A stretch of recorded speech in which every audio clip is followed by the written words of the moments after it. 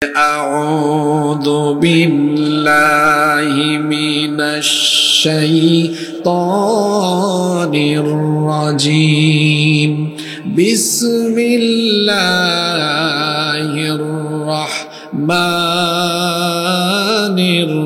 الرحيم قد أفلح المؤمنون الذين هم في صلاتهم خاشعون। এতটুকু থাকুক, আমরা অনুবাদ ব্যাখ্যা একসাথে শুরু করব ইনশাআল্লাহ। আল্লাহ তাআলা প্রথম আয়াতে বলছেন قد أفلح المؤمنون,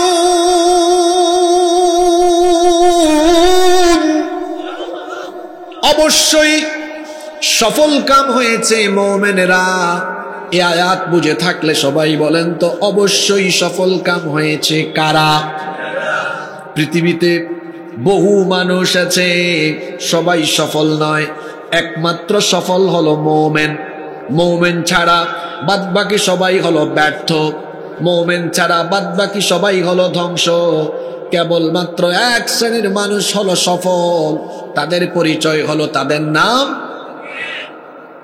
আরো আসতে বলেন, তাদের নাম কি? আমরা ইমানদার না বেঈমান? আমরা যে ইমানদার এটাও সাহস করে আমরা বলতে পারলাম না। আমরা ইমানদার না বেঈমান? একমাত্র মুমিন যারা সফল কাম। বলবেন হুজুর আমরা তো মুমিন হয়েই আছি এতদিন ধরে। আমাদের দেশে অনেক মানুষের নামের সাথে কাজের কোনো মিলই। এক বাবা তার ছেলের নাম রেখেছে ফজর আলী, একটা দিনও ফজরের নামাজে যায় না, ঘুম থেকে উঠে সকাল 10টায়। এক বাবা তার ছেলের নাম রেখেছে জোহর আলী, জোহরের নামাজে যায় না। এক বাবা তার ছেলের নাম রেখেছে রমজান আলী, রমজান মাসে দুপুর বেলা গাঞ্জা টানে।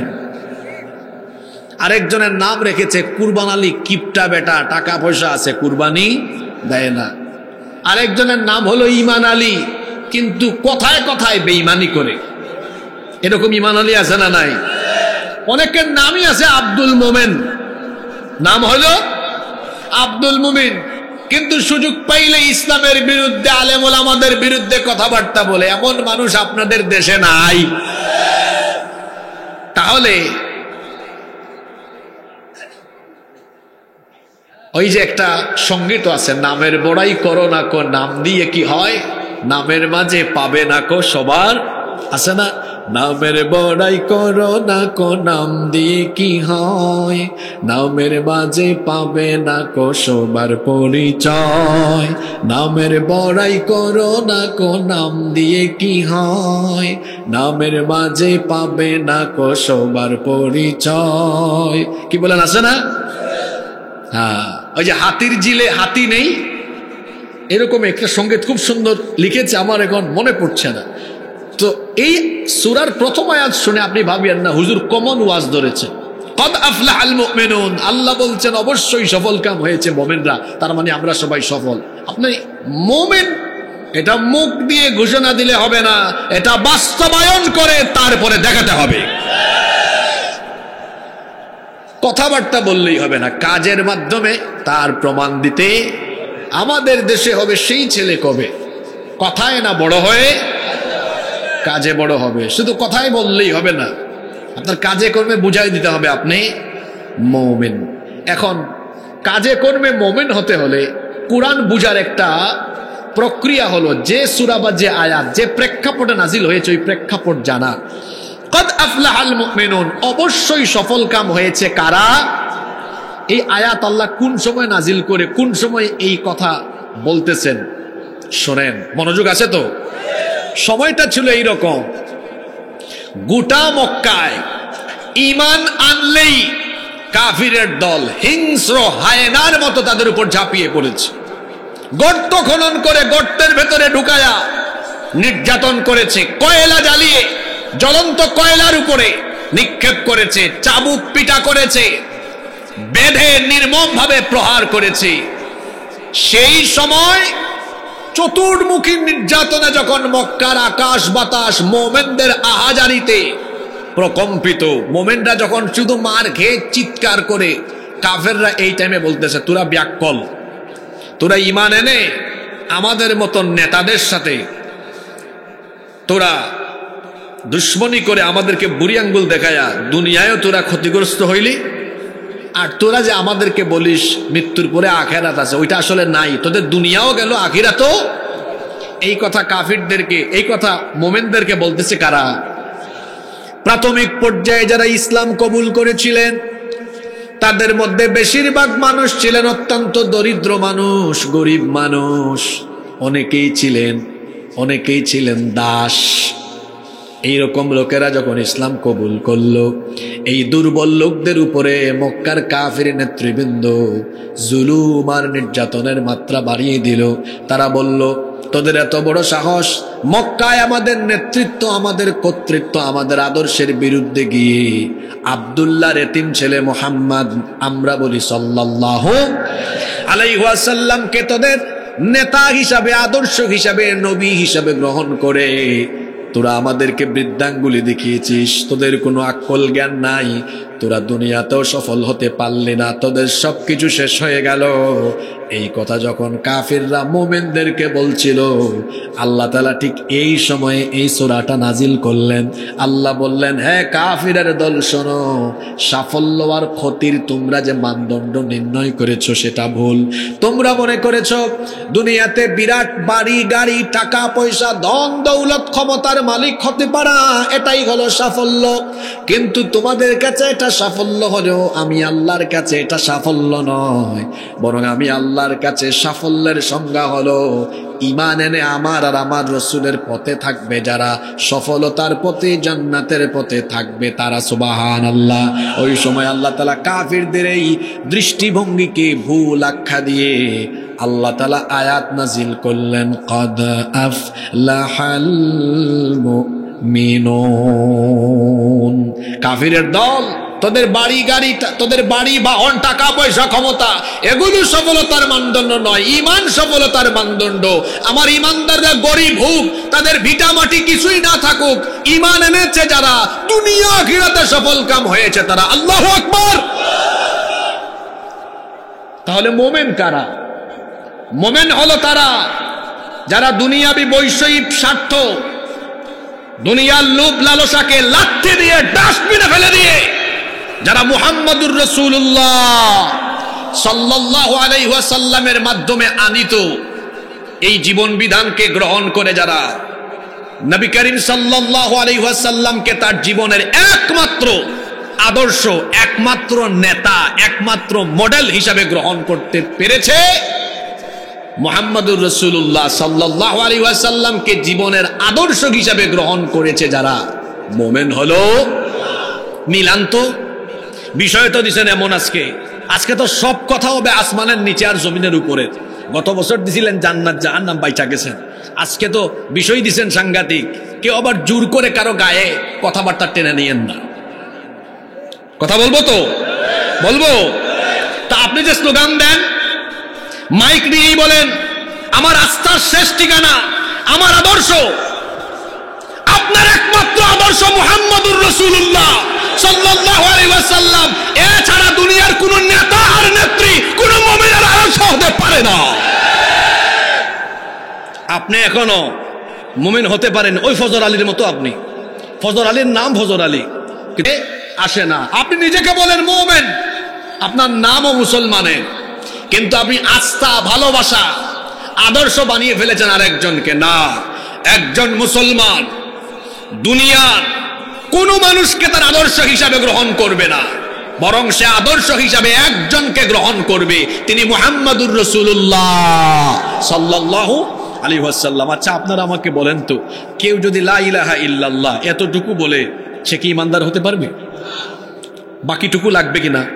মুহাম্মাদুর রাসূলুল্লাহ, ওটা মানে কি? ওটা মানে হলো আপনার জীবনে একমাত্র অনুসরণ করে যাকে চলতে হবে তিনি হচ্ছেন মুহাম্মাদুর রাসূলুল্লাহ সাল্লাল্লাহু। কেন তাকে অনুসরণ করবেন? কারণ আল্লাহ বলেছেন, লাকাদ কানা লাকুম ফি রাসূলিল্লাহি উসওয়াতুন হাসানাতুন লিমান কানা ইয়ারজুল্লাহা ওয়াল ইয়াউমাল আখির ওয়া যাকারাল্লাহা কাসীরা। তোমাদের মধ্যে যারা আল্লাহ আর আখিরাত পাওয়ার আশা রাখে তাদের জন্য তাদের জীবনে মুহাম্মাদুর রাসূলুল্লাহ সাল্লাল্লাহু আলাইহি ওয়াসাল্লামই হচ্ছেন তাদের জীবনের সবচাইতে উত্তম জীবন আদর্শের নমুনা। রাসূল আমার ভালোবাসা, রাসূল আমার আলো আশা। পারেন না তো সবাই মহব্বতে বলেন, রাসূল আমার ভালোবাসা, রাসূল আমার আলো আশা, রাসূল আমার প্রেম বিরহের মূল আলোচনা, রাসূল আমার কাজে কর্মে অনুপ্রেরণা। সুবহানাল্লাহ। আমার অনুপ্রেরণা, আমার আদর্শ একজন মুহাম্মাদুর রাসূলুল্লাহ সাল্লাল্লাহু আলাইহি ওয়াসাল্লাম। আমার ব্যক্তি জীবন, আমার পরিবার, আমার সমাজ, আমার অর্থনীতি, আমার রাজনীতি, সবকিছুতে আদর্শ মুহাম্মাদুর রাসূলুল্লাহ সাল্লাল্লাহু আলাইহি ওয়াসাল্লাম। তিনি ছাড়া আমার কোনো আদর্শ। এই আয়াত কোন সময় নাজিল হয়েছে? যখন মুমিনরা কাফের নেতৃত্বকে বাদ দিয়ে, কাফের নেতৃত্বকে তালাক দিয়ে যখন তারা মুহাম্মাদুর রাসূলুল্লাহ সাল্লাল্লাহু আলাইহি সাল্লামের আদর্শ গ্রহণ করেছে, তখন তারা বলেছে তোমরা ব্যর্থ, আর আল্লাহ বলেছেন তারা ব্যর্থ নয়, তারা সফল, তোমরা ব্যর্থ। সুবহানাল্লাহ। তাহলে প্রকৃত মুমিন হতে হলে জীবনের সবকিছু বাদ দিয়ে একজন কি গ্রহণ করতে হবে? তিনি কে? জোরে বলেন, তিনি কে? মুহাম্মাদুর রাসূলুল্লাহ সাল্লাল্লাহু আলাইহি ওয়াসাল্লাম। কি হিসাবে গ্রহণ করবেন? শুধু চোখে সুরমা লাগানো, মধু খাওয়া, মিষ্টি খাওয়া, লাউ কদু খাওয়া, এটাতে? নাকি সব জায়গায়? আপনার পরিবার থেকে, একটা ঘরের রান্নাঘর থেকে নিয়ে আরম্ভ করে রাষ্ট্রের সর্বোচ্চ জায়গা পর্যন্ত নবীজিকে অনুসরণ করা যাবে কি যাবে না? জোরে বলেন, যাবে কি যাবে না? যদি বলেন হুজুর সব জায়গায় যাবে, শুধু রাজনীতিতে যাবে না, ঠিক আছে, ভালো কথা, তওবা টোবা করেন, নতুন করে কালেমা পড়ে আবার ইমানদার হন। আমার রাসূলের জিন্দেগি 63 বছর। জোরে বলেন, কত বছর? 40 বছর পর্যন্ত কাউকে দাওয়াত দেন নাই। নবুয়ত পেলেন, দাওয়াত আরম্ভ করলেন। মক্কায় 13 বছর থেকেছেন, শুধু মার খেয়েছেন তিনি, তার সাহাবীরা নির্যাতিত হয়েছেন। এরপরে মদিনায় হিজরত করে 10 বছর তিনি এবার নবুয়ত আর রিসালতের দায়িত্ব পালনের পাশাপাশি মদিনাকে রাষ্ট্র হিসাবে ঘোষণা দিয়ে মদিনা রাষ্ট্রের প্রধান হয়ে ওফাতের আগ পর্যন্ত রাষ্ট্রপ্রধান হিসাবে দুনিয়াতে রাষ্ট্রপ্রধানের নমুনা তিনি রেখে গিয়েছেন। আল্লাহু আকবার। তাহলে দেশ পরিচালনার নমুনা, দেশ পরিচালনার আদর্শ আমার রাসূলের জীবনে আছে না নাই? কত বছর দেশ চালিয়েছেন? জোরে বলেন, কত বছর? তাহলে মুহাম্মাদুর রাসূলুল্লাহ সাল্লাল্লাহু আলাইহি ওয়াসাল্লামের আদর্শের আলোকে দেশ পরিচালনা করা ধর্ম ব্যবসা না রাসূলের আদর্শ? যারা বলে এটা ধর্ম ব্যবসা, সে রাসূলের শানে মানে এবং ইসলামী জ্ঞান সম্পর্কে অজ্ঞতার কারণে এ ধরনের কথাবার্তা বলে নিজে সে ঈমান হারা হয়েছে। ধর্ম ব্যবসায়ীদেরকে নরসিংদীর মানুষ না চিনলেও আমরা সিলেটি মানুষরা চিনি, কারণ ওখানে হযরত শাহজালাল রহমতুল্লাহ আলাইহি শুয়ে আছেন। দেখা যায় নির্বাচনের টাইমে ওইখানে সাদা টুপি, সাদা পায়জামা, পাঞ্জাবি আর মাথায় হিজাব পট্টি দিয়ে মাজার জিয়ারত করে নির্বাচনী প্রচারণা আরম্ভ করে। নির্বাচনের টাইমে নামাজ আর নামাজ, হুজুরদের কাছে যাওয়া, ওয়াজ মাহফিলে আসা, দোয়া নেওয়া, আর ক্ষমতায় যাওয়ার পরে মাথার টুপি আর হিজাব পট্টি খুলে আলেম উলামাদেরকে জেলখানায় ভরে ইসলামের বিরুদ্ধে, মুসলমানদের বিরুদ্ধে ষড়যন্ত্র করে যারা এই দেশে প্রকৃত ধর্ম ব্যবসায়ী হলো তারা। এরা সকালে থাকে টুপি ছাড়া, বিকালে হয়ে যায় টুপিওয়ালা। কিন্তু আলেম উলামারা কিংবা যারা রাসূলের আদর্শ সমাজ রাষ্ট্র গঠন করতে চান, তারা সুরত পাল্টান না, সুরত ঠিকই থাকে। আমরা আদর্শ মুমিন হতে চাই, নবীজিকে অনুসরণ করে, আল্লাহ কবুল করেন। তাহলে প্রকৃত মুমিন কারা? একেবারে সংক্ষিপ্ত এক বাক্যে উত্তর হলো, নবীজিকে আদর্শ হিসেবে গ্রহণ করে ঈমানের পথে থাকবে যারা, আল কোরআনের আলোকে প্রকৃত মুমিন হলো তারা। তাহলে আমি মরার আগ পর্যন্ত যাকে অনুসরণ করে করে করে করে করে করে করে করে দুনিয়া থেকে যাব, তিনি আর কেউ নন, তিনি মুহাম্মাদুর রাসূলুল্লাহ সাল্লাল্লাহু আলাইহি ওয়াসাল্লাম। এটা করতে পারলে সে হবে মুমিন। আর সেই মুমিন জান্নাত লাভের জন্য কি কি করবে, এবার 2 নম্বর আয়াত থেকে পরবর্তী আয়াতে আল্লাহ তাআলা 7টা উপায় বলে দিয়েছেন। জোরে বলেন কয়টা? এই 7টা গুণ অর্জন করলেই আল্লাহ ওয়াদা করেছেন, আল্লাহ বলছেন আমি ওয়াদা করলাম আমি আমার 1 নাম্বার জান্নাত, কোনো 2 নাম্বার 3 নাম্বার না, একেবারে 1 নাম্বার জান্নাত, সর্বোচ্চ জান্নাত জান্নাতুল ফেরদাউস তোমাদেরকে দান করে দিব। সুবহানাল্লাহ। তাহলে 7টা গুণ আমাদের মধ্যে থাকার দরকার আছে না নাই? আরো জোরে বলেন, থাকার দরকার আছে না নাই? তাহলে চলন্ত দেখি প্রথম গুণটা কি। আল্লাহ তাআলা আবার পরের আয়াতে বলছেন প্রথম গুণটা হলো যারা পারেন আমার সাথে পড়বেন, قد أفلح المؤمنون الذين هم في صلاتهم خاشعون. Successful indeed are the believers, those who humble themselves in their prayer. সফল কাম হয়েছে তারা নামাজে খুশু', বিনয়, একাগ্রতা, একনিষ্ঠতা এর ভিত্তিতে নামাজ আদায় করেছে যারা। তাহলে সফলকাম মুমিনের পরিচয় হলো, জান্নাতি মুমিনের পরিচয় হলো তারা নামাজে খুশু অবলম্বন করে। জোরে বলেন তো কি অবলম্বন করে? খুশু। আমরা তো বাংলা পারি, আরবি শব্দ অনেকের মুখ দিয়া বের হয় না, বের হবে কেমনে? আপনি তো বের করতে চান না। একবার আমার সাথে বলেন, জান্নাতি মুমিনরা নামাজে যে বিষয়টা অবলম্বন করে সেটার নাম খুশু। সবাই বলেন সেটার নাম কি? খুশু। এটা আরবি শব্দ, এর বাংলা অর্থ কি?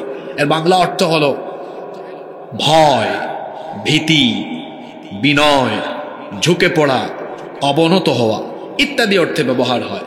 খুশু এর সম্পর্ক 2টা জিনিসের সাথে। খুশু এর সম্পর্ক কয়টা জিনিসের সাথে? একটা হলো দিল বা মনের সাথে, আরেকটা হলো আপনার অঙ্গ প্রত্যঙ্গের সাথে। তাহলে খুশু এর সম্পর্ক কয়টা জিনিসের সাথে? একটা কিসের সাথে? দিল বা মন। আরেকটা কিসের সাথে? আপনার এই বডি স্ট্রাকচারের সাথে। দিলের খুশুটাই আসল। দিলের খুশু হলো আল্লাহর ভয়ে এই দিল প্রকম্পিত হওয়া। যদি দিলের মধ্যে আল্লাহর ভয় থাকে তাহলে অঙ্গ প্রত্যঙ্গেও তার বহিঃপ্রকাশ ঘটবে। আজকে অনেক মানুষ নিজে বলে মুমিন, কিন্তু তার নামাজে কোনো খুশু নাই। কিভাবে দাঁড়ায়? অলস হয়ে দাঁড়ায় নামাজে। দেখবেন এমনি দাঁড়াইলো আর কি। নামাজে অলস হয়ে দাঁড়ানো এটা মুমিনের স্বভাব না। এটা কার স্বভাব? মুনাফিকের। মাশাআল্লাহ, এখান থেকে কে জানি একজন বলেছেন, মাশাআল্লাহ, শুকরিয়া, ধন্যবাদ আপনাকে। নামাজে অলস হয়ে দাঁড়ানো কার স্বভাব? দেখবেন সামনে রমজান মাস আসতেছে, কিছু মানুষ এমনে দাঁড়ায়, আল্লাহ আছে না এরকম? এটা মুমিন না। এটা কি? এটা আমার কথা নয়, আল্লাহ বলছেন মুনাফিকের স্বভাব হলো ওয়া ইযা ক্বামু ইলাস সালাতি ক্বামু কুসালা ইউরাউনান নাসা ওয়া লা ইয়াযকুরুনাল্লাহা ইল্লা কলিলা। কোরআনে কারীমের 4 নম্বর সূরা সূরাতুন নিসা এর 142 নম্বর আয়াতে রব্বুল আলামিন বলছেন, আর এই মুনাফিকরা যখন নামাজে দণ্ডায়মান হয় এমন ভাবে দাঁড়ায়, অলস হয়ে নামাজে দাঁড়ায়, এরা আল্লাহকে খুশি করার জন্য নয়, মানুষকে দেখানোর জন্য নামাজে দাঁড়ায়। মুমিন তো এভাবে নামাজ আদায় করবে না। কার নামাজে খুশু নাই আপনি কেমনে বুঝবেন? যুবক ভাইয়েরা এদিকে তাকান, আজকের বিষয় খুবই গুরুত্বপূর্ণ। দেখবেন কিছু মানুষ আছে নামাজে দাঁড়ায়া একটু পরপর খালি এমনি এমনি করে, বাটন লাগায়, বোতাম লাগায়, তারপর যা দাঁড়িয়ে আছে দাড়ি খিলাল করে, আছে না? আল্লাহর রসুল একবার মসজিদে ঢুকে দেখলেন এক ব্যক্তি নামাজে দাঁড়ায়া তার দাড়ি নিয়ে খেলাধুলা করছে। দাড়ি নিয়ে খেলাধুলা করছে। আল্লাহ রসুল বললেন লাউ খাশাআ কলবাহু লা খাশিআত জাওয়ারিহাহু, এই লোকটার অন্তরে দিলে যদি আল্লাহর ভয় থাকতো তাহলে নামাজে দাঁড়িয়ে এভাবে দাড়ি নিয়ে খেলাধুলা করতো না। অনেকে দেখবেন নামাজে দাঁড়ায়া গরিব টাইমের দিকে তাকায়, হুজুর যদি লম্বা কেরাত পরে হে পিছন থেকে সিগন্যাল মারে, এইরকম কাশি দেওয়েন না, কাশি দেওয়েন না নামাজি। আপনাদের নরসিংদীতে নাই তো সিগন্যাল মারে, বিশেষ করে শেষ বৈঠকে তাশাহুদে যদি তার কাম আগে শেষ হয়ে যায়, কে বলেন এরকম আছে না নাই? যদি ইমাম সাহেবকে সিগন্যাল দেওয়ার উদ্দেশ্যে এই কাজ সে করে থাকে তার নামাজ বাতিল হয়ে যাবে। অনেকে আছে নামাজে দাঁড়ায় এক গরিব টাইম দেখে ফ্যান গুনে। দুই বন্ধু একবার নামাজে ঢুকেছে, ঢোকার পরে নামাজ পড়ে বের হইয়া বাইরে গিয়ে এক দুস্থ আরেক দুস্থকে বলতেছে, দুস্থ দেখছ এই মসজিদে কতগুলা ফ্যান? কয়টা? 103টা। তুই গুনলি কখন? কয় হুজুর হুজুরের কাম করছে, আমার কাম আমি করছি। এর নামাজে খুশু আছে? যদি বলেন আছে। নামাজে ঢুকেছে, নামাজে কোনো মনোযোগ নাই, তার মনোযোগ তার ব্যবসা বাণিজ্যের দিকে, তার মনোযোগ তার বিভিন্ন কাজকর্মের দিকে। অনেক সময় নামাজে মনোযোগ অন্যদিকে ডাইভার্ট হয় কি হয় না? আল্লাহর নবী বলেছেন যখন কোনো ব্যক্তি নামাজের মধ্যে তার মনোযোগ নামাজ থেকে অন্যদিকে দিয়ে দেয়, আল্লাহ তখন ওই বান্দার কাছ থেকে তার রহমতের দৃষ্টি উঠায় নেন। আর বান্দা যখন নামাজে মনোযোগী থাকে, আল্লাহ ওই বান্দার প্রতি তার রহমতের নজরে তাকাতে থাকে।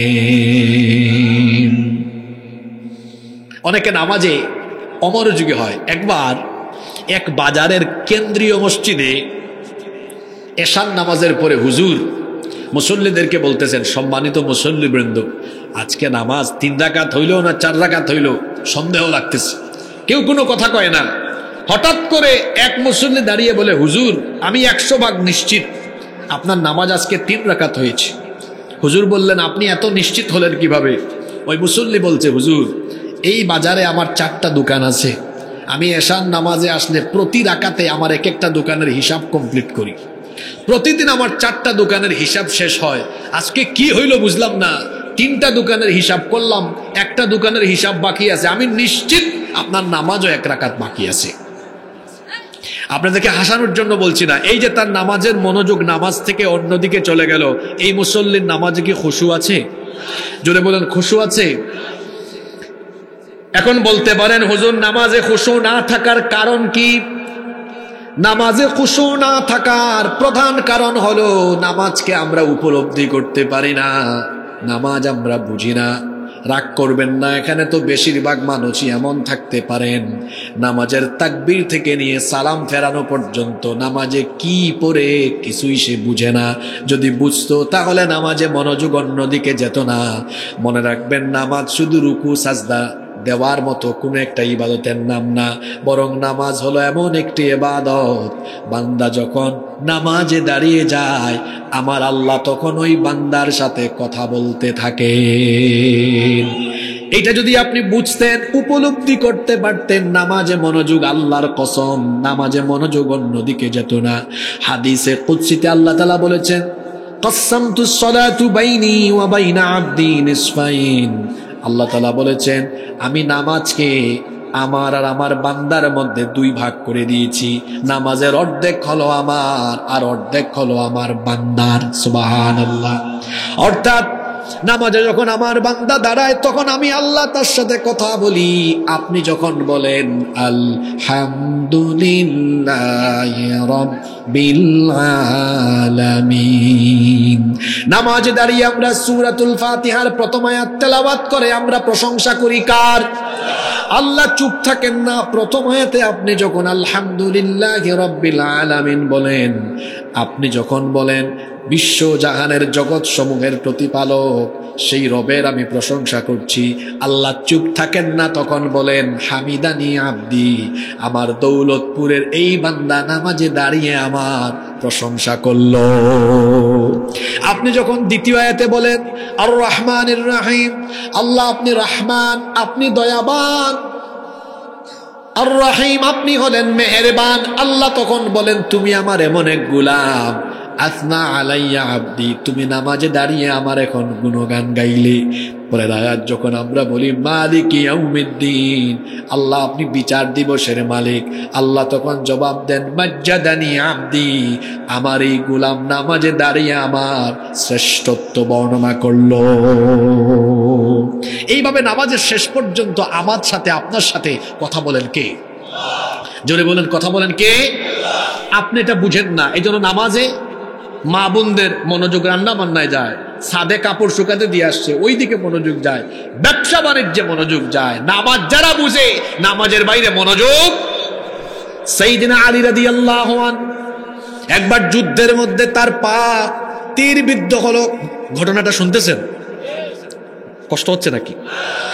আলী রাদিয়াল্লাহু আনহু একবার এক যুদ্ধে তীরবিদ্ধ হলেন, পায়ের মধ্যে বিষাক্ত তীর ঢুকলো। সাহাবীরা এই তীর পা থেকে বের করার জন্য যখন একটু টান মারেন, আলী রাদিয়াল্লাহু আনহু তখন চিৎকার করে উঠেন। আল্লাহর নবী এই দৃশ্য দেখলেন, দেখার পরে সাহাবীদেরকে বললেন, ও আমার সাহাবীরা থেমে যাও, আমার আলীর পা থেকে এই বিষাক্ত তীর তোমরা এভাবে বের করতে পারবা না, নামাজের জন্য অপেক্ষা করো। নামাজের টাইমে আমার সাহাবী আলী যখন নামাজে দাঁড়াবে তার পা থেকে তখনই তোমরা কেবল তীর খুলতে পারবে। আল্লাহু আকবার। সাহাবায়ে কেরাম বন্ধ হয়ে গেলেন। যখন নামাজের সময় হয়ে গেল, আলী রাদিয়াল্লাহু আনহু নামাজে দাঁড়িয়ে গেলেন। এবার সাহাবীরা গিয়ে সাইয়েদনা আলী রাদিয়াল্লাহু আনহুর পা থেকে যখন তীরটা টেনে টেনে খুলে বের করলেন, আশ্চর্য অবস্থা লক্ষ্য করলেন। নামাজের আগে যেই তীর খুলতে গেলে একটু টান দিলেই তিনি চিৎকার করে উঠেছেন, সেই তীর এখন নামাজের ভেতরে থাকা অবস্থায় টেনে টেনে বের করলেন। একবারের জন্য তিনি কোনো চিৎকার করলেন না। আল্লাহু আকবার। নামাজ শেষ হওয়ার পরে তাকে জিজ্ঞেস করা হলো, কি ব্যাপার, নামাজের আগেই তীর খুলতে গেলে আপনি চিৎকার দিয়েছেন, কিন্তু নামাজে থাকা অবস্থায় আপনার পায়ের তীর খুললাম, আপনি কোনো আওয়াজও করলেন না। তিনি তখন পায়ের দিকে তাকায় বললেন, হ্যাঁ সত্যি তো তীর খুলে ফেলেছ, আমি টের পাবো কেমনে বলো? কারণ নামাজে আমি যখন দাঁড়াই আমার আল্লাহর সাথে কথা বলে বলে আমি সেই দিকে এত বেশি মনোনিবেশ করি, আমি নামাজে থাকলে পরে দুনিয়ার কোনো চিন্তা ভাবনা আমার মধ্যে থাকে না, তখন আমি নামাজে আমার আল্লাহর সাথে কথা বলে তার প্রেমে মাতোয়ারা হয়ে যায়। এই হলো তাদের নামাজ। আর আমাদের নামাজ কেমন? একবার দৌলতপুরে এক মুসল্লি ঢুকছে এশার নামাজে মসজিদে, মশায় কামড় মারছে। হুজুর বলতেছেন আলহামদুলিল্লাহি রাব্বিল আলামিন। পিছন থেকে মুসল্লি বলে, ইস মশায় কামড় মারছে। হ্যাঁ, মশায় কামড় দিয়ে টের পায়, কারণ তার অনুভূতি, তার আবেগ নামাজের মধ্যে নাই। আহা, আপনি বুঝেন না, নামাজ উপলব্ধি করেন না। আরেকটা ঘটনা মনে পড়লো, আমি বলবো, খারাপ লাগতেছে না তো আপনাদের? ইমামে আজম আবু হানিফা রহমতুল্লাহি আলাইহি, তিনি রাতের বেলা তাহাজ্জুদের নামাজে দাঁড়িয়েছেন। তার পাশের বাড়িতে আগুন লেগেছে। পুরা গ্রামের মানুষ এসে সেই বাড়ির আগুন নিভানোর কাজ করতেছে। আগুন নিভানো শেষ হলো, তারা তাকিয়ে দেখলেন ইমাম আবু হানিফাকে দেখা যায় না। তারা বললেন, পাশের বাড়ির মানুষ একটু এগিয়ে আসলো না, পুরা গ্রামের মানুষ আসলাম, যাই তো খবর কি দেখি। গিয়ে আবু হানিফা রহমতুল্লাহ আলাইহির বাড়ির দরজায় নক করেছে। তিনি অনেকক্ষণ পরে দরজা খুলেছেন। তারা জিজ্ঞেস করলেন, কি ব্যাপার, আপনার পাশের বাড়িতে আগুন লাগে, আপনি ঘর থেকে একটু বেরো হন না, কেমন মানুষ আপনি? তিনি বললেন, আগুন কখন, কিভাবে? তারা বললেন, আপনি কি মস্করা করেন? এত মানুষ আসলো, আগুন নিভালো, আপনি বলতেছেন কখন লেগেছে? তিনি বললেন, আল্লাহর কসম আমি সত্যিই জানি না। তারা বললেন, আপনি এত বড় জ্ঞানী মানুষ হয়ে এরকম কথা কেন বলেন? তিনি বললেন, সত্যি আমি কিচ্ছু জানি না। কেমনে জানবো বলো? তোমরা পুরো গ্রামের মানুষ মিলে যখন আমার পাশের বাড়ির প্রতিবেশীর ঘরের আগুন নিভানোর কাজে ব্যস্ত ছিলে, আবু হানিফা তখন তাহাজ্জুদের জায়নামাজে আল্লাহকে সাজদা দিয়ে চোখের পানি ছেড়ে সে তাহাজ্জুদে মশগুল থেকে জাহান্নামের আগুন নেভানোর কাজে ব্যস্ত ছিল। আল্লাহু আকবার। এই হলো নামাজ। খুশু কারে বলে? ভেতর থেকে, হৃদয় থেকে আল্লাহকে ভয় করে পূর্ণ আবেগ নিয়ে নামাজে মনোযোগী থাকার নাম হলো খুশু। এখন আপনাদের মনে একটা চাহিদা আসতে পারে বা প্রশ্ন আসতে পারে, হুজুর আমরাও এরকম নামাজি হইতে চাই, কিছু আমল শিখায় দেন। মা বোনরাও জানতে চাইতে পারেন, হুজুর এইরকম নামাজি আমরাও হতে চাই যে নামাজের বাইরে আর মনোযোগ যাবে না। এরকম নামাজি হতে চান কি চান না? আমি 3টা আমল আপনাদেরকে শিখাই দিই। এগুলো আমার শেখানো আমল না, মূলত এগুলো রসুলের শেখানো আমলই। এই 3টা আমল করলে আমার বিশ্বাস নামাজে আপনাদের মনোযোগ নামাজের বাইরে কোনোদিন যাবে না ইনশাআল্লাহ। কয়টা আমল? মাত্র এক। ইদা কুমতা ফি সলাতিকা ফাসাল্লি সলাতাম মুওয়াদ্দা। যখনই আপনি যে নামাজে দাঁড়াবেন অন্তর থেকে এই বিষয়টা অনুভব করবেন, হয়তো আমি আর বেঁচে নাও থাকতে পারি, কারণ আমাদের জীবন হলো এমন, এর নাই কোনো ওয়ারেন্টি, নাই কোনো গ্যারেন্টি। আপনি হৃদয় থেকে এটা ফিল করবেন, হতে পারে এটাই আমার জীবনের শেষ নামাজ। When you stand for the salah, keep in your mind, it's your final salah. যখন নামাজে দাঁড়াবেন তখন ভেতর থেকে অনুভব করবেন এটা হলো আপনার জীবনের শেষ নামাজ। এই নামাজকে জীবনের শেষ নামাজ মনে করলে মনোযোগ বাইরে যাবে। কয় নাম্বার আমল? 2, যখন নামাজে দাঁড়াবেন তখন হৃদয় থেকে এটা ফিল করবেন, এখন তো আমি আমার আল্লাহর সাথে কথা বলছি, আল্লাহ আমাকে দেখছেন। আনতা আবুদাল্লাহ কাআন্নাকা তারাহু ফাইন লাম তাকুন তারাহু ফাইন্নাহু ইয়ারাকা। ইবাদত এমন ভাবে করো যেন তুমি আল্লাহকে দেখছো। তুমি যদি আল্লাহকে দেখতে নাও পারো, মনে রেখো তোমার রব তোমাকে দেখতে পাচ্ছেন। এই অনুভূতি থাকা। আমার সাথে কথা বলছেন কি? 3, রুকু আর সাজদার মধ্যে তাড়াহুড়া করবেন না। আমার দেশে অনেক মানুষ আছে রুকু সাজদায় তাড়াহুড়া করে, এত দ্রুত রুকু আর সাজদা মারে, দেখলে মনে হয় এত নামাজ না যেন ফিজিক্যাল এক্সারসাইজ করে।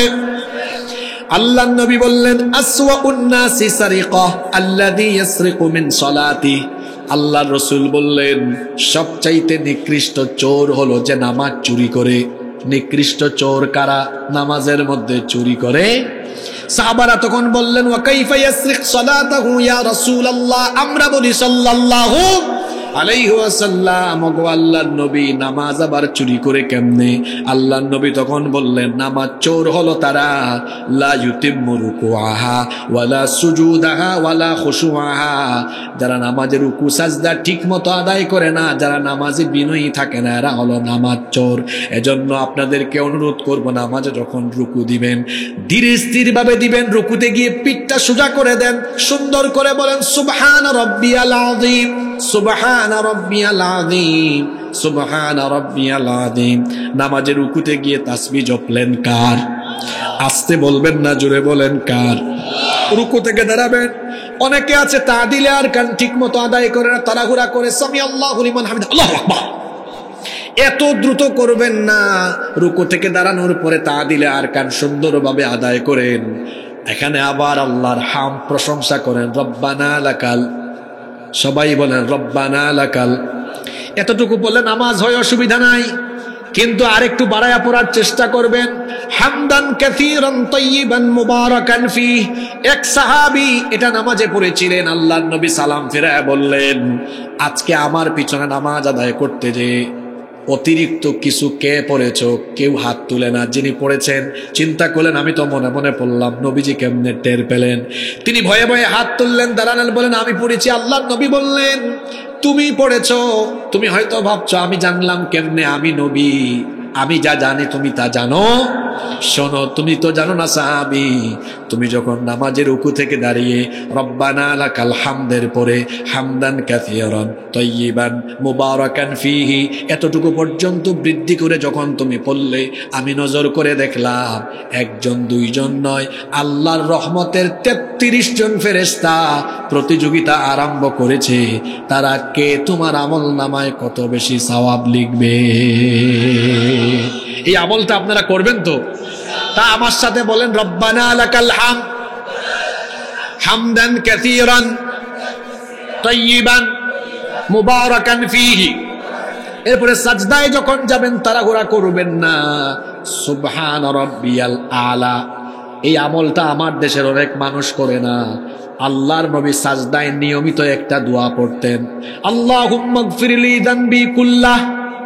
দিক্কাহু ওয়া জিল্লাহ ওয়া আলানিয়াতাহু ওয়া সিররাহু ওয়া আউওয়ালুহু ওয়া আখিরাহু। কি সুন্দর দোয়া এটা না, আল্লাহুম্মা গফিরলি যামবি কুল্লাহ, হে আল্লাহ আমার সকল গুনাহ মাফ করো। দিক্কাহু ওয়া জিল্লাহ ওয়া আউওয়ালুহু ওয়া আখিরাহু ওয়া আলানিয়াতাহু ওয়া সিররাহু, ছোট বড় প্রথম শেষ গোপন প্রকাশ্য সকল গুনাহ তুমি মাফ করে দাও। কেন নবীজি সাজদায় এই দোয়াটা করতেন? কারণ আল্লাহর নবী বলেছেন বান্দা যখন সাজদা দেয় তখন বান্দা আল্লাহর এতটা কাছে চলে যায়, আল্লাহ আর বান্দার মাঝখানে কোনো পর্দা থাকে না। তো ওই সময় দোয়া করলে দোয়া কবুল করবেন কে? তা নামাজে মনোযোগ আনার 3টা কৌশল শিখাই দিলাম। কয়টা? কে মনে রাখছেন দেখি? 1 নাম্বার, ওই নামাজকে জীবনের শেষ নামাজ মনে করা। 2 নাম্বার, এই অনুভূতি রাখা আমি কথা বলছি কার সাথে।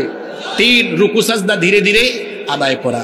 যদি আমরা এইভাবে করে নামাজের মধ্যে খুশু ফিরাই আনতে পারি, আল্লাহ তাআলা বলছেন কদ আফলাহাল মুমিনুনাল্লাযীনা হুম ফি সালাতিহিম খাশিউন। Successful indeed are the believers, those who humble themselves in their prayer. সফল কাম হয়েছে তারা নামাজে বিনয় খুশু অবলম্বন করেছে যারা। তাইলে জান্নাত লাভের উপায় 1 নাম্বার গুণ, নামাজে বিনয়ী হতে হবে। আল্লাহ এই গুণে সবাইকে গুণান্বিত করে দাও। আপনাদের মনে বেশি কষ্ট হচ্ছে তাই না? আজকে তো সানাউল্লাহ ভাইরা আমাকে উঠাইছেন অনেক লেট করে, কিন্তু আমি তো আপনাদেরকে মহব্বত করি। আমি তো আর আপনাদেরকে ফালাইয়া চলে যেতে পারি না। একটা বিষয় দিয়েছেন, যদি আপনারা আমাকে সহযোগিতা করেন তাইলে আমি হক আদায় করে আলোচনাটা শেষ করার চেষ্টা করব ইনশাআল্লাহ। আপনারা সময় দিবেন আমাকে? তাহলে কয়টা গুণ গেল? জান্নাত লাভের উপায় বলতেছি, কি গুণ অর্জন করতে হবে। 1টা গুণ বললাম, নামাজে বিনয়ী হওয়া। নামাজে কি হওয়া? 2, আল্লাহ তাআলা বলছেন কদ আফলাহাল মুমিনুনাল্লাযীনা হুম ফি সালাতিহিম খাশিউন ওয়াল্লাযীনা হুম আনিল লাগওয়ি মুরিদুন।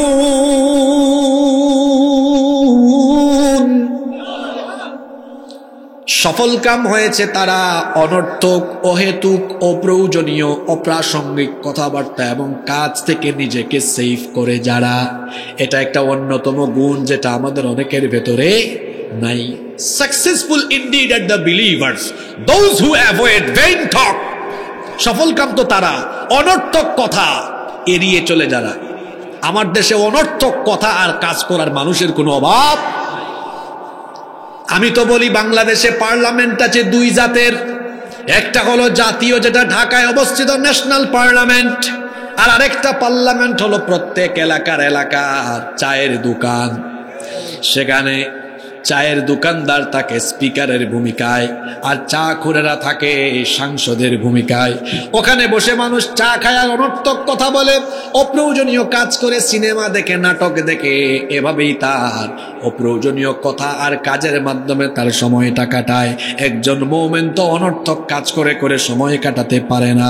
আল্লাহ তাআলা কোরআনে কারীমের 25 নম্বর সূরা সূরাতুল ফুরকানের 72 নম্বর আয়াতে বলছেন ওয়াল্লাযীনা لا يشهدون الزور وإذا مروا باللغو مروا كراما। মুমিন তো হলো তারা অনর্থক কথা বা কাজ এইরকম কিছু হয় বা ঘটে, এসবের কাজ দিয়ে যখন যায় তখন তারা সেটা অ্যাভয়েড করে চলে যায়। আবার আল্লাহ তাআলা কোরআনে কারীমের 28 নম্বর সূরা কাসাসের 55 নম্বর আয়াতে আরো সুন্দর করে বলছেন ওয়া ইদা সামিউল লাগওয়া আ'রাদু আনহু ওয়া ক্বালু লানা আমালুনা ওয়া লাকুম আমালুকুম সালামুন আলাইকুম লা নাবতাগিল জাহিলিন। আল্লাহ তাআলা বলছেন মুমিনদের স্বভাব হবে এমন, তারা অনর্থক কিছু শুনলে বলে সেটা এড়িয়ে চলবে। তারা বলবে ভাই আমাদের কাজ আমাদের জন্য, তোমাদের কাজ তোমাদের জন্য, আমার কাজ আমি করি, তোমার কাজ তুমি করো। মুমিনরা কখনো মন্দ কথাবার্তা, মন্দ কিছু শুনলে মন্দের জবাবে মন্দ কিছু করে সময় নষ্ট করে না। আল্লাহ তাআলা এজন্য সূরা ফুরকানের শেষের দিকে তার প্রিয় বান্দাদেরকে রহমানের বান্দা বলে অভিহিত করে তাদের গুণাবলী বর্ণনা করতে গিয়ে বলেছেন, ওয়া ইবাদুর রাহমানিল্লাযীনা ইয়ামশুনা আলাল আরদি হাওনা ওয়া ইযা খাতাবাহুমুল জাহিলুনা ক্বালু সালামা। রহমানের বান্দা হলো তারা জাহেলদের সাথে তর্ক না করে, জাহেলদেরকে এড়িয়ে চলে যারা মন্দের জবাবে মন্দ নয়। আমার সাথে কেউ খারাপ আচরণ করলে আমি খারাপ আচরণ করব না, অনর্থক কথা বা কাজ করার সময় আমার নাই। বরং মুমিনের কাছে দুনিয়াটা হলো পরীক্ষার হলের মতো। পরীক্ষার হলে একজন ভালো ছাত্র যেমন তার জন্য বরাদ্দ করা 3 ঘন্টা সময়ের 1 সেকেন্ডও সে নষ্ট করে না, প্রশ্ন হাতে পেয়ে সে যেমন মনোযোগের সাথে লিখতে থাকে, সময় নষ্ট করে না, ঠিক তেমনি একজন মুমিনও মরণের আগ পর্যন্ত ফালতু অহেতুক কোনো আজে বাজে কাজ না করে দুনিয়ার সময়গুলোকে আল্লাহর গোলামি করে করে কাজে লাগায়। তাহলে সময় নষ্ট না করে অহেতুক কথা কাজে লিপ্ত না হয়ে আল্লাহর গোলামির পথে জীবন পরিচালনা করে যারা প্রকৃত মোমেন এবং জান্নাতে মোমেন হলো তারা। আমরা শুধু ঠিক ঠিক আর সুবহানাল্লাহ কইতে জানি, এই গুণ কয়জনের ভেতরে আছে? খামাখা অযথা সময় নষ্ট করি আমরা। এখনকার যুবকরা 3টা-4টা পর্যন্ত মোবাইলে অযথাই পড়ে থাকে, 3টা-4টা পর্যন্ত তারা মোবাইলে তাহাজ্জুদ করে। এই যদি অবস্থা হয় তাহলে হবে? সময় নষ্ট করা যাবে না। পৃথিবীতে সময়ের চাইতে দামি কোনো জিনিস আর নাই। মনে রাখবেন, সময়কে কাজে লাগিয়ে সম্পদশালী হওয়া যায়, কিন্তু সম্পদ দিয়ে জীবনের ফেলে আসা সময়কে ফিরিয়ে আনা যায় না। আপনাদের এই দৌলতপুর ইউনিয়নের কোনো ব্যক্তি যদি 2015 সালে ব্যবসা করে 50 লক্ষ টাকা লস করে 2025 সালে আবার 60 লক্ষ টাকা লাভ করার সুযোগ তার জীবনে আসতে পারে কি পারে না? আসতে পারে। কিন্তু যে জীবন আমাদের চলে গেল, যে সময় চলে গেল, বলেন দুনিয়ার সব সম্পদ দিয়ে ফেলে আসা সময় 2024 সাল আর ফিরাই আনতে পারবেন? তাহলে বুঝে গেল, টাকা গেলে টাকা পাওয়া যায়, সম্পদ গেলে সম্পদ পাওয়া যায়, সময় গেলে সময় পাওয়া যায়। এজন্য বুদ্ধিমানরা সময় নষ্ট করে অহেতুক কাজ করা যাবে না, ফালতু কাজ করা যাবে না, অপ্রাসঙ্গিক অপ্রয়োজনীয় কথাবার্তা কাজকর্ম এড়িয়ে চলবে যারা প্রকৃত মোমেন এবং জান্নাতে মোমেন হলো তারা। আল্লাহ আমাদেরকে সেই কোয়ালিটি অর্জনের তৌফিক দাও। নাম্বার 3 নাম্বার মুমিনের 3 নাম্বার কোয়ালিটি হলো, আল্লাহ তাআলা বলছেন ওয়াল্লাযীনা হুম লিয-যাকাতি ফাঈলুন। সফল কাম জান্নাতি মুমিন হলো তারা যাকাতের পথে তৎপর, যাকাতের পথে অ্যাক্টিভ, সক্রিয় থাকে যারা। বোঝার চেষ্টা করুন, যাকাত দেয় যারা, এই কথা বলা হয়নি। কারণ যাকাত তো অনেক মানুষ নামকা ওয়াস্তে দেয়, যাকাতের হক এদের আদায় হয় না। এরা রমজান মাস আসতে তারা অনুমান করে, হিসাবও করে না, অনুমান করে একটা অ্যামাউন্ট বের করে তারপর ঢাকার বঙ্গবাজারে বা ইসলামপুরে গিয়ে বা অন্য কোনো জায়গায় গেলে একেবারে ফালতু যত শাড়ি আর ফালতু যত লুঙ্গি আছে যা একবারের বেশি পড়া যায় না। কিছু দোকানের সামনে লিখাই আছে এখানে যাকাতের শাড়ি লুঙ্গি পাওয়া যায়, ওইটা কিনে এনে বিতরণ করলো। পৃথিবী বিখ্যাত সব আলেমদেরকে জিজ্ঞেস করেন, এইভাবে যারা যাকাতের নামে শাড়ি লুঙ্গি বিতরণ করে, এরা যাকাতের নামে তামাশা করে, এদের যাকাত আদায় হয় না। আপনি যাকাতের কনসেপ্ট বুঝতে পারেননি। যাকাতের বিধান দেওয়া হয়েছে সমাজ থেকে দারিদ্রতা দূরীকরণের জন্য, সমাজ থেকে দারিদ্রতার অভিশাপ, বেকারত্ব দূর করবার জন্য। যাকাত কিভাবে দিবেন? আমার দিকে তাকান, মনোযোগ আছে সবার? মনে করেন আপনাদের এই দৌলতপুর ইউনিয়নে একটা কমিটি গঠন করা হলো। এই কমিটি পুরা ইউনিয়নের মানুষের যাদের উপর যাকাত ফরজ তাদের কাছ থেকে যাকাতের টাকা কালেকশন করলো। মনে করেন তারা 2 লক্ষ টাকার মতো কালেকশন করলো। আপনারা চাইলে এই 2 লক্ষ টাকা 500 টাকা 500 টাকা জন প্রতি দিয়ে 400 জন মানুষকে দিতে পারবেন।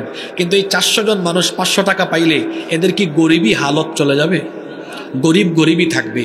কিন্তু আপনি যদি 2 লক্ষ টাকা 2-3 জনকে দেন, একজন বিধবা মহিলাকে একটা সেলাই মেশিন কিনে দেন, এই মহিলার পরিবার চলার মতো অবস্থা তৈরি হয়ে যাবে।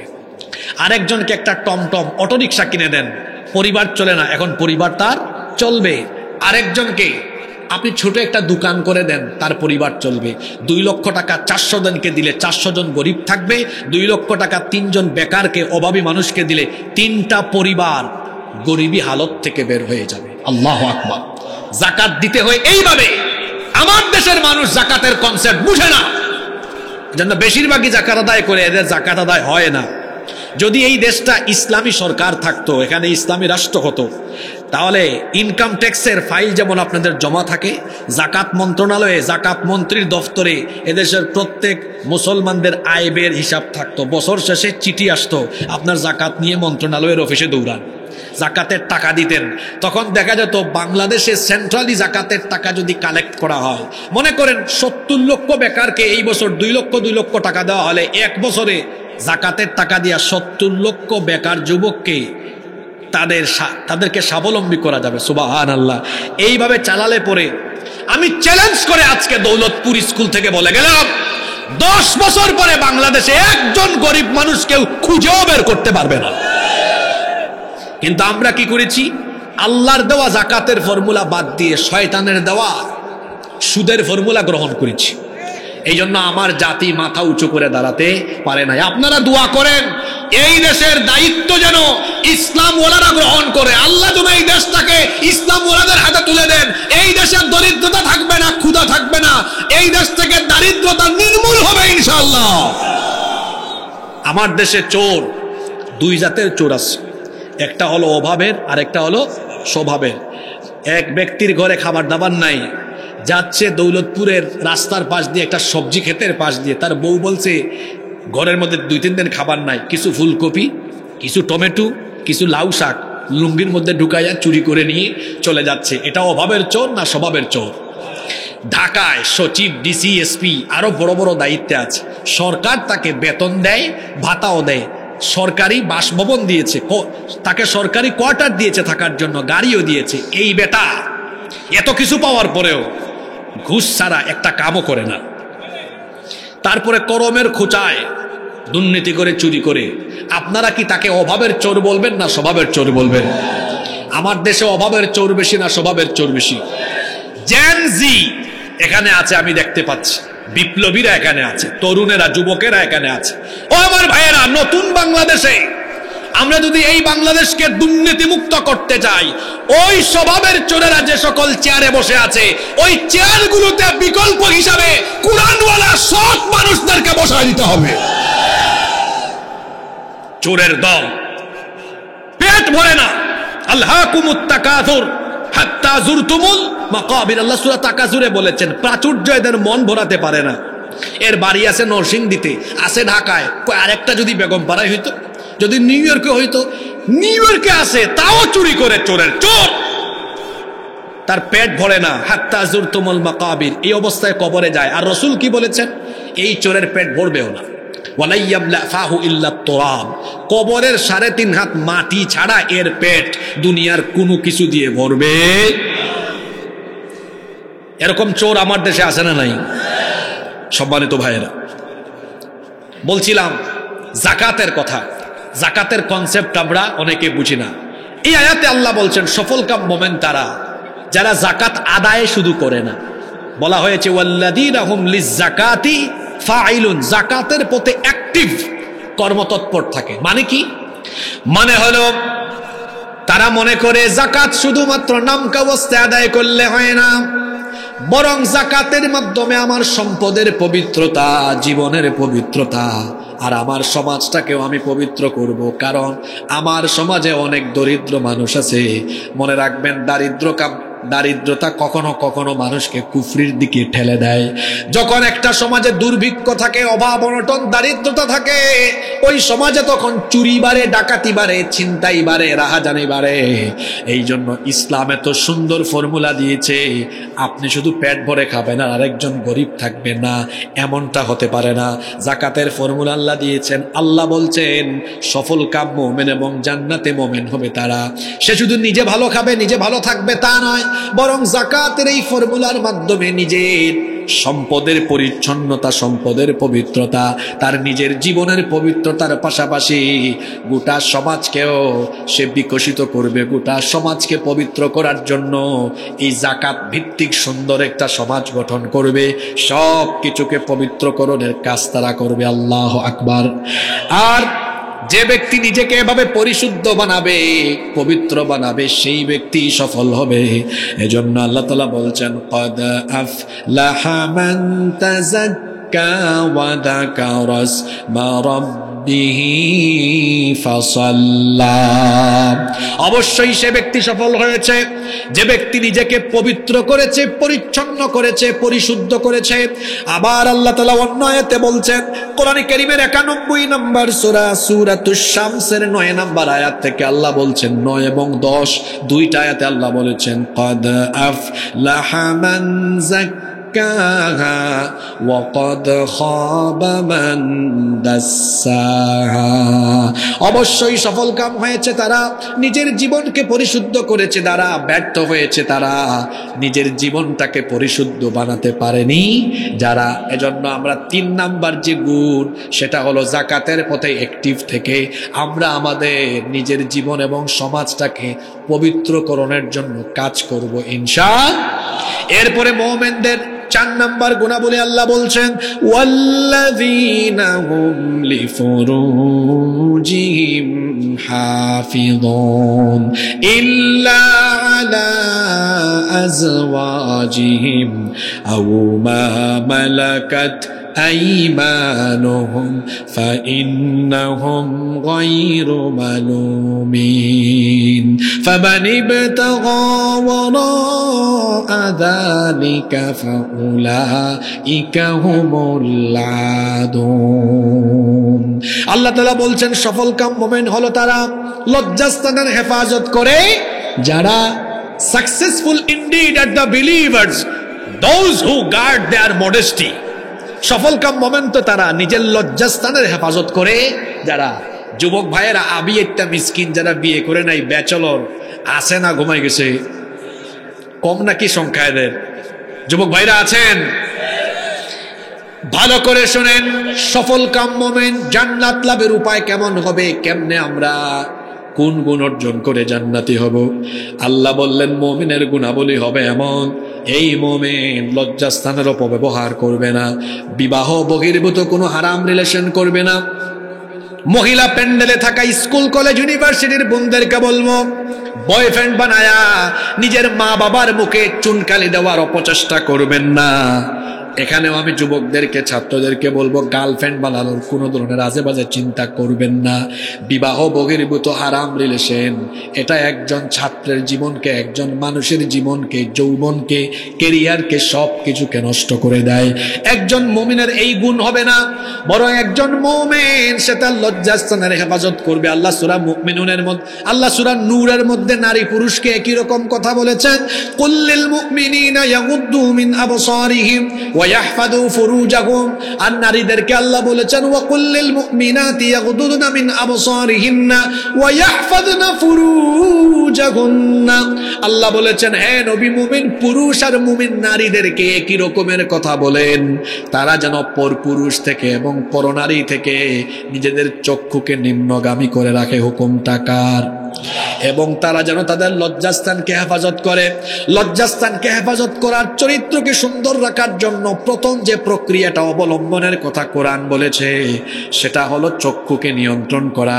কারণ চক্ষুকে বলা হয়, আল্লামা ইমাম কুরতুবী রহমতুল্লাহি আলাইহি বড় দামি একটা কথা বলেছেন। তিনি বলেছেন, চক্ষু হলো মানুষের হৃদয়ের আয়না। কেউ যদি তার চক্ষুকে হেফাজত করতে পারে, জিনা ব্যভিচার থেকে সে তাকে বাঁচাতে পারবে। কারণ একটা বাজে জিনিস সে তো প্রথম দেখে কি দিয়ে? আরো জোরে বলেন, কি দিয়ে? ওইটাই যদি আমি হেফাজত করতে পারি, তো জিনার দরজা তো আমি বন্ধ করে দিলাম। এজন্য গবেষক আলেমগণ বলেন, জিনার দরজা হলো চোখ। জিনার দরজা হলো চোখ। কারণ চক্ষু দিয়ে দেখে, তারপরে ভাবে, এরপরে অ্যাকশনে নামে। এই জন্য তো আল্লাহর নবী বড় মহব্বত করে যুবকদেরকে বলেছেন, ইয়া শাবাব আল ইসলাম, হে ইসলামের যুবকেরা, গদ্দু আবসারুকুম, তোমাদের চক্ষুকে হেফাজত করো, ওয়াহফাদু ফুরুজাকুম, লজ্জাস্থানের হেফাজত করো। এটা যদি করতে পারো, রাসূল বলেছেন কিয়ামতের দিন আমি তোমার জন্য জান্নাতের জিম্মাদার হয়ে যাব। লজ্জাস্থানের হেফাজত করতে হবে। কোন ধরনের অনৈতিক হারাম রিলেশন করা যাবে না। আজকে আমার সমাজে হারাম রিলেশন আছে না নাই? আর যারা কলেজে বিশ্ববিদ্যালয়ে পড়ো, তোমাদেরকে বলে যাই ভাই, এত করে বুঝাই তোমরা বুঝো না। তোমাদের এই বয়স আমরা পাস করে আসছি, এই স্টেজে যারা আছেন তারাও পাস করে আসছেন। তুমি তোমার নিজের ক্লাসের, তোমার একই ক্লাসে থাকা মেয়ের দিকে তাকায়া হুদাই পড়ালেখা নষ্ট করে না, ওই জরিনা সকিনার চিন্তা কইরা। কারণ তুমি অনার্স ফাইনাল ইয়ারের পরীক্ষা দেওয়ার আগে তার 3-4টা বাচ্চা হয়ে যাবে। তো এই মেয়েটার দিকে তাকায়া কেন পড়ালেখায় অমনোযোগী হয়েছ? আর স্টুডেন্ট লাইফে খবরদার নারীর ফিতনায় পড়বা না, তোমার কেরিয়ার শেষ হয়ে যাবে, জীবন শেষ, যৌবনও শেষ। বরং পড়ালেখায় মন দাও, আজান হলে নামাজে যাও। তোমার কেরিয়ার ভালো হলে আর তুমি চরিত্রবান হলে দৌলতপুরের, মনোহরদীর, নরসিংদীর সুন্দরী সুন্দরী জরিনা সকিনার বাপেরা তোমার কাছে তার মেয়ে বিয়ে দেওয়ার জন্য তোমার পিছে ঘুরঘুর করবে। তুমি ইতরের মতো মেয়েদের পিছনে ঘুরাও কেন? নিজেকে ওই যোগ্যতায় নিয়ে যাও যাতে মেয়ের বাপ তোমার পিছে ঘুরে। এজন্য আমার যুবক ভাইদেরকে আমি অনুরোধ করব, খবরদার জিনা ব্যভিচারের ধারে কাছেও যাবেন না। আল্লাহ নিষেধ করেছেন, ওয়ালা তাকরাবুজ জিনা, জিনার নিকটবর্তীও হয় না। আবার আরেকটা হাদিস আমার এখন মনে পড়লো, আল্লাহ নবী বলেছেন, ইযা জানার রাজুলু, যখন কোনো ব্যক্তি জিনা করে, খরাজা মিনহুল ঈমান, তার ভেতর থেকে ঈমান বের হয়ে যায়, কানা আলাইহি কাযুল্লাহ, ওই ঈমান তার অন্তর থেকে বের হয়ে মাথার উপরে শামিয়ানার মতো, ছায়ার মতো ভাসতে থাকে। যখন সেই ব্যক্তি তওবা করে তখন তার ঈমান আবার ভেতরে ঢুকে। কিন্তু কেউ যদি তওবা না করে জিনার পথেই থাকে, সেই ব্যক্তি ঈমানদার থাকে না, বেঈমান হয়ে যায়। তাহলে মুমিন জিনা ব্যভিচার করবে না, লজ্জাস্থানের অপব্যবহার করবে না, বরং একজন মুমিন সে তার নিজের চরিত্রকে হেফাজত করবে। তার চরিত্রকে কি করবে? হেফাজত করবে। আর চরিত্র হেফাজতের জন্য বিয়ে শাদীগুলোকে একটু সহজ করে দিতে হবে। কিন্তু আমাদের দেশে বিয়ে সহজ না কঠিন? জিনা করা সহজ, একটা মেয়ে নিয়ে চক্কর দেওয়া যায়, ঘুরানো যায়, এটা সহজ, পুলিশও কিছু বলবে না, ঘুরান। কিন্তু বিয়ে করা কঠিন। এই দৌলতপুরের মুন্না যদি মুন্নিরে নিয়ে বেড়াইতে চায় পারবে, সহজ। কিন্তু মুন্না যদি মুন্নির বাপকে গিয়ে বলে আপনার মেয়েকে বিয়ে করব, মুন্নির বাপ প্রথমেই বলবে তোমার কি বাড়ি গাড়ি আছে, তোমার কি টাকা পয়সা আছে, কত টাকা কামাও? সে যদি বলে চাচা এই তো কোনো মতে চলতেছি, আমার তো বয়স কম, আস্তে আস্তে ইনকাম বাড়বে, বলবে না হবে না, তোমার তো বাড়ি গাড়ি নাই। যুবকদেরকে শিখায় দেই, ওই মুন্নির বাপকে, ওই চাচাকে জিজ্ঞেস করবেন, চাচা আমার বয়সে আপনার কি ছিল? ওই চাচা ধরা খাবে। একজন মানুষ টাকাওয়ালা পয়সাওয়ালা ইস্টাবলিশড হয় অন্তত 35-36 বছর লাগে, নইলে হয় না। আর 25-26 বছর বয়সে যার আছে ওইটা তার না, ওইটা তার বাপদাদার থেকে পাইছে। যে বাপদাদার পরিচয়ে চলে সে গাধা, আর যে অল্প টাকা পয়সা কামায়ও নিজের খরচ নিজে চালায় সে গাধা নয়, সে শাহজাদা। আপনার মেয়েকে গাধার কাছে বিয়ে দেন না, একটা ফেরান লাভলি দোকান থেকে এনে দিতে পারবে না, ও তার বাপের কাছে যাবে, আব্বা আমার বউকে ফেরান লাভলি দিব, টাকা দেন। বাপ বলবে দৌড় ছড় আমার সামনে থেকে, তো বিয়ে করছো তোর বউরে ক্রিম দিতে পারস না। আর শাহজাদা ছেলে যদি হয়, ও বউকে ভালোবাসবে, বউ বলবে ওগো শুনছো একটা ক্রিম আনিও, পকেটের দিকে তাকায় দেখবে টাকা কম আছে, তারপরে বলবে বউ তো ভালোবাসার জিনিস, ঠিক আছে আজকে বিকেলে নাস্তা করবো না, একটা ক্রিম নিয়ে যাব, বউ খুশি হবে, সুবহানাল্লাহ। তো মেয়েকে গাধার কাছে বিয়ে দিয়েন না, শাহজাদার কাছে বিয়ে দিয়ে এই ছেলে মেয়েরা ভালো থাকবে। আর মানুষের টাকা পয়সা হয়। আমি কিছুদিন আগে টাঙ্গাইল মাহফিলে গেলাম, এটা আপনাদেরকে উৎসাহিত করার জন্য বলি। যার বাড়িতে ভাত খাচ্ছি উনি একটা কলেজের টিচার।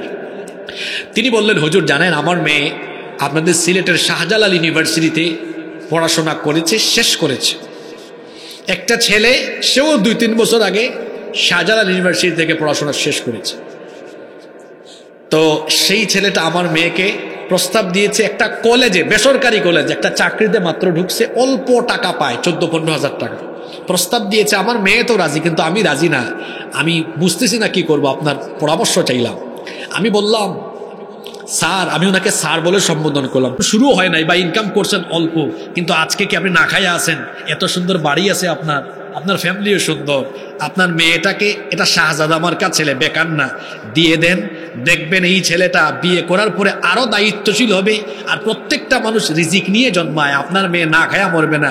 বিয়ে দিয়ে দেখেন হাজব্যান্ড ওয়াইফ দুইজন মিলে পরামর্শ ভিত্তিক সামনে আরো আগাবে, ছেলেটা দায়িত্বশীল হয়ে আরো উপার্জন করবে, একদিন তার বাড়ি গাড়ি সবই হয়ে যাবে। সুবহানাল্লাহ।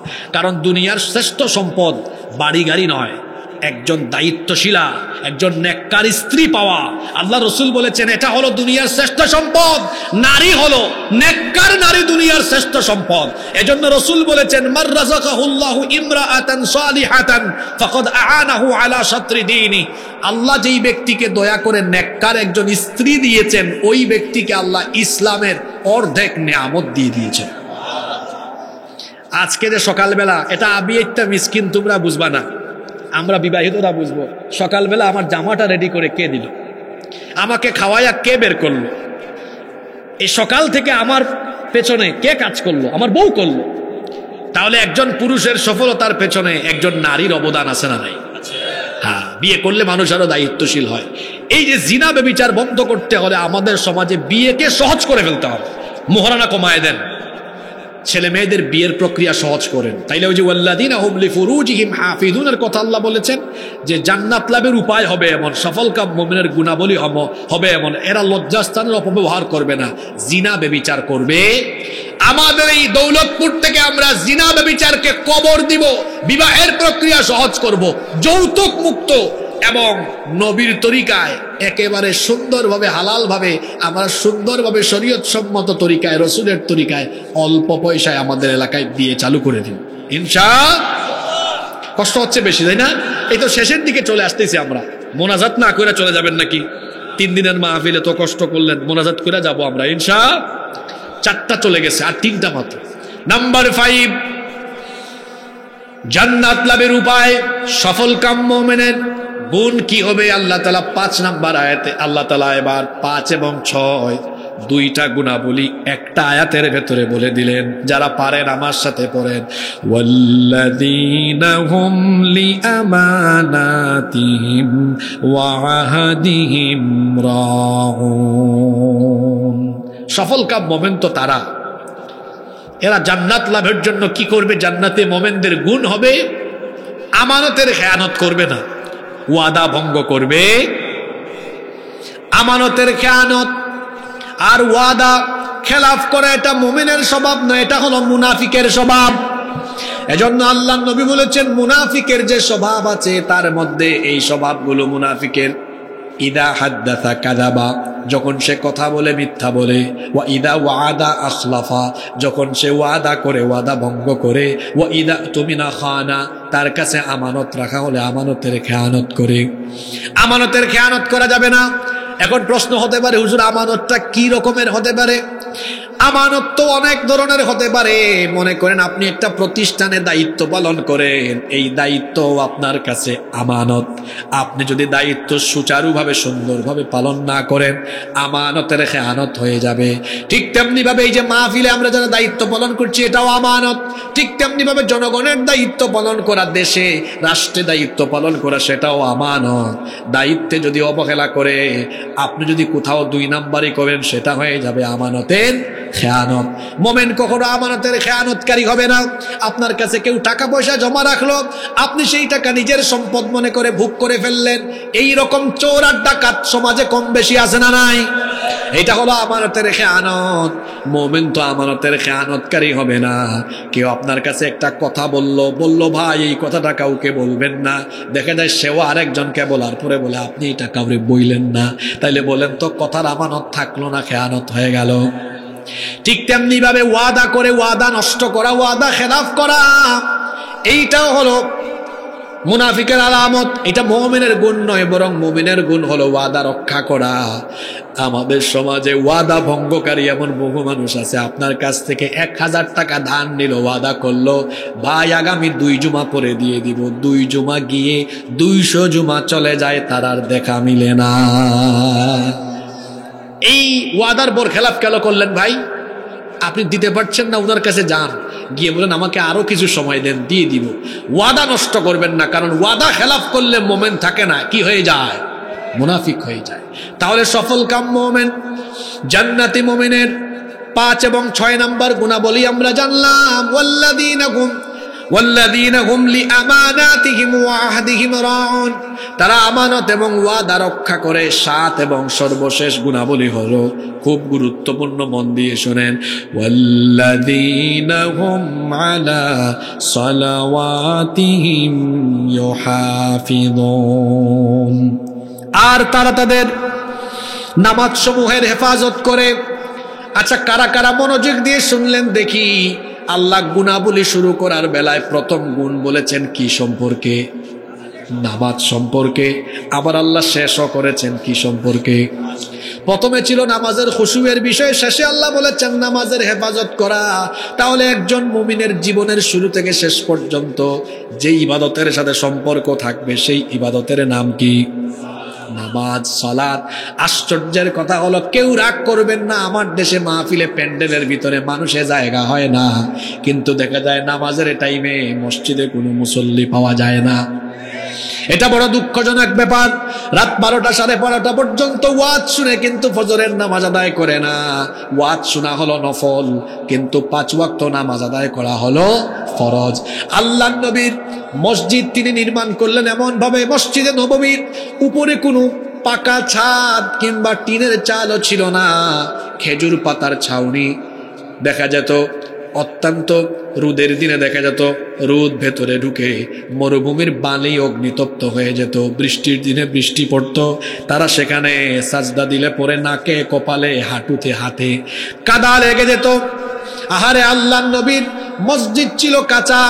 আল্লাহর নবীর মসজিদে দামি কোনো টাইলস বা ইটালিয়ান কার্পেটও ছিল না। আল্লাহর নবীর মসজিদ ছিল কাঁচা, কিন্তু মুসল্লি ছিল পাকা।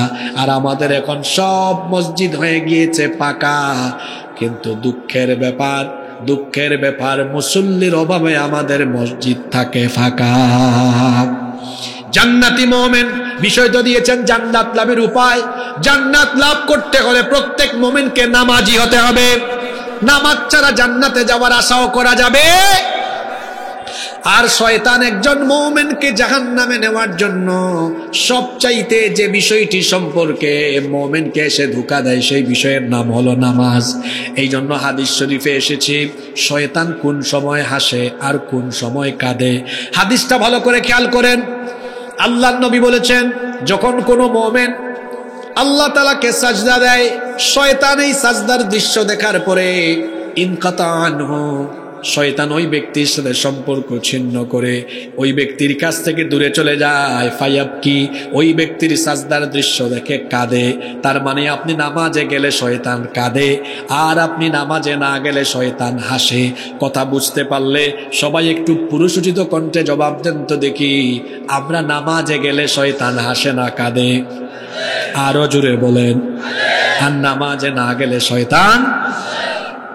তাহলে এই হাদিস আপনাকে আমাকে একটা কড়া বার্তা দিল, আমরা নামাজে গেলে ইবলিস কাঁদে, না গেলে ইবলিস হাসে। Okay fine, now take your decision. এখন আপনি আপনার সিদ্ধান্ত এখানে নেন। কেউ চুপচাপ থাকবেন না, চুপ থাকলে বিপদ আছে। বলেন দেখি, নামাজে গেলে শয়তান কাঁদে, না গেলে শয়তান হাসে। আপনারা 5 ওয়াক্ত নামাজের টাইমে ইবলিসকে শয়তানকে হাসাবেন না কাঁদাবেন? যারা চুপ থাকলো তারা শয়তানের কাছ থেকে খেলাফত নিয়ে আসছে, এজন্য কথা বললো না। নামাজের টাইমে ইবলিসকে হাসাবেন না কাঁদাবেন? লজ্জা করে না? শরম লাগে না? 5 ওয়াক্ত নামাজের টাইমে বেটা ইবলিসকে আপনি হাসান।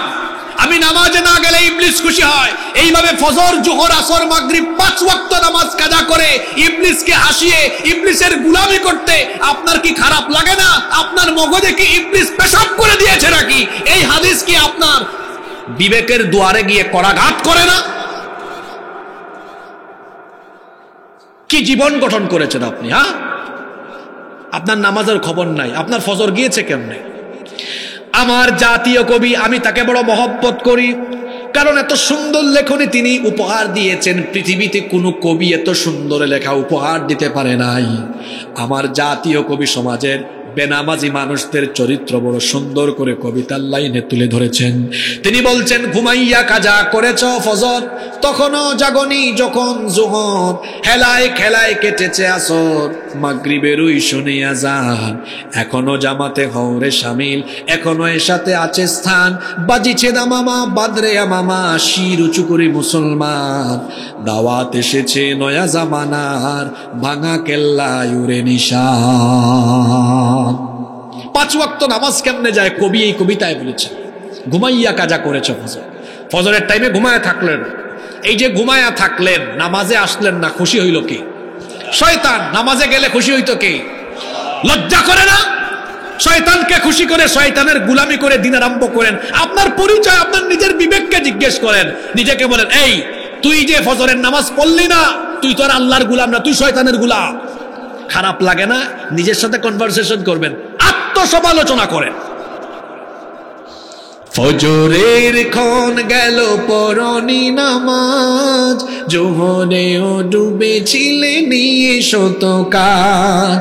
ফজরের ক্ষণ গেল পরনি নামাজ, জোহরেও ডুবেছিলে নিয়ে শত কাজ। হেলায় খেলায় গেল আসরের কাল, মাগরিবেও পড়লে না নামাজির সাজ। ফজরের ক্ষণ গেল পরনি নামাজ, জোহরেও ডুবেছিলে নিশত কাজ। ফজরে ঘুমান, কেমনে ফজর কাজা করলেন আমাকে বলেন? কোন সাহসে, কোন সাহসে কাজা করেছেন বলেন? জোহরের আগে আপনার জানাজা হওয়ার সম্ভাবনা আছে না নাই? যুবকরা বলবে, কি কোন হুজুর, আমার মতো ইয়াং ছেলে কি মারা যাবে? তোমার মতো কত ইয়াং ছেলেকে আমি রাস্তায় মোটরসাইকেলের নিচে, ট্রাকের নিচে পড়ে যেতে দেখেছি। পৃথিবীতে আসার সিরিয়াল আছে, যাওয়ার কোন serial? There is no serial of death. মৃত্যুর কোন সিরিয়াল নাই। আল্লাহ মানুষের কাছ থেকে হিসাব নিবেন, প্রথমে কোন আমলের হিসাব চাইবেন। শরম করে না? লজ্জা করে না ফজরের নামাজ কাজা করতে? খারাপ লাগে না একটুও না? কেমন করে ঘুমাও তুমি, কেমন করে ঘুমাও তুমি, ফজর করে কাজা, এমন তো হতে পারে জোহরে জানাজা। হতে পারে কি পারে না? চোখেরই পলকে তুমি হতে পারো লাশ। আহ, এই সঙ্গীত যিনি লিখেছেন তিনিও গত মাসে দুনিয়া থেকে চলে গিয়েছেন। আব্দুল কাদের, হয়তো অনেকে নাম শুনেছেন। এই সঙ্গীতের গীতিকার তিনি। আল্লাহর বান্দা চলে গেছেন। আল্লাহ তুমি তার কবরকে জান্নাতের বাগান বানিয়ে দাও।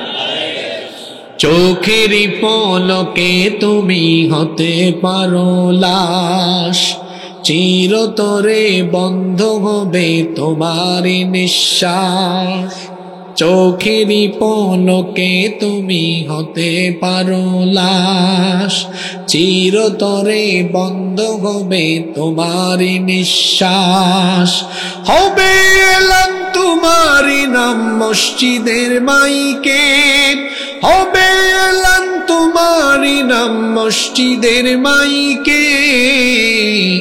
বাড়িওয়ালা নাই রে, বাড়ি নাই রে দুনিয়াতে, বাড়িওয়ালা নাই রে, বাড়ি নাই রে দুনিয়াতে, বাড়িওয়ালা নাই রে, বাড়ি নাই রে দুনিয়াতে, বাড়িওয়ালা নাই রে, বাড়ি নাই রে দুনিয়াতে।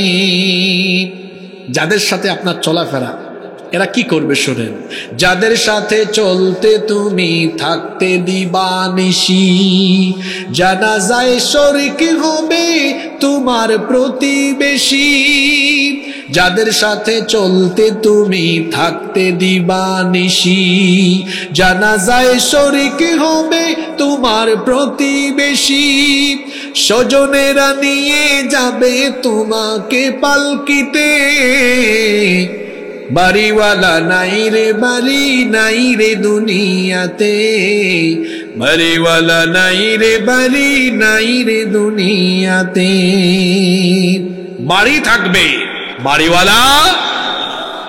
সুতরাং দয়া করে নামাজ তরক করবেন না। মুমিনের পরিচয়, মুমিন নামাজি, মুমিন বেনামাজি হয় না। যেটা বেনামাজি এটা মুমিন না। পৃথিবীর সকল আলেমদেরকে জিজ্ঞেস করেন, বেনামাজি কাফির।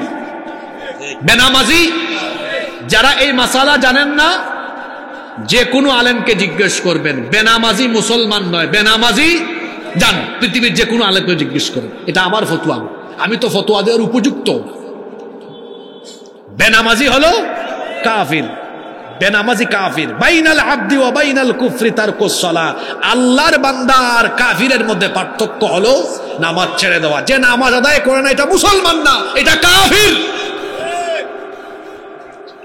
কালকে আবার সানাউল্লাহ ভাইয়ের সাথে মারামারি করেন না যে হুজুর যে একটা কথা কইয়া গেল, কোন জাতের হুজুর আনলা? আমরা তো সপ্তাহে একদিন আসি, তো তাও তো নামাজি আসি। হুজুর যে বইলা গেল নামাজ কাজা করলে কাফির। সানাউল্লাহ ভাইয়ের সাথে ঝামেলা করেন না। আপনি যে কোনো বড় আলেমকে জিজ্ঞেস করবেন, বেনামাজি বেনামাজি কাফির, আর নামাজি মোমেন। নামাজি আল কোরআনের আলোকে, আল কোরআনের আলোকে মোমেন আর জান্নাত লাভের উপায়। মুমিনের নামে সূরাই আছে, এই সূরায় প্রকৃত মুমিনের পরিচয়ও আছে, আর এই মুমিন জান্নাত লাভ করবে কেমনে সেই তরিকাও বলা আছে। কয়টা তরিকা? জোরে বলেন তো কয়টা? দেখি কারা কারা মনে রাখলেন। 1 নাম্বার নামাজে বিনয় অবলম্বন করা। 2 নাম্বার অনর্থক কথা এবং কাজ থেকে বিরত থাকা। 3 নাম্বার যাকাতের প্রতি অ্যাক্টিভ সক্রিয় থাকা। 4 নাম্বার লজ্জাস্থানের হেফাজত করা। 5 নাম্বার আমানত রক্ষা করা। 6 নাম্বার ওয়াদা রক্ষা করা। 7 নাম্বার 5 ওয়াক্তের নামাজি হওয়া। আমরা বললাম আল্লাহ এই 7টা গুণ আমরা দৌলতপুরের মা বোনেরা, নারী পুরুষ সবাই যদি আমরা অর্জন করি, আমাদের ফায়দা কি হবে আল্লাহ আপনি বলে দেন।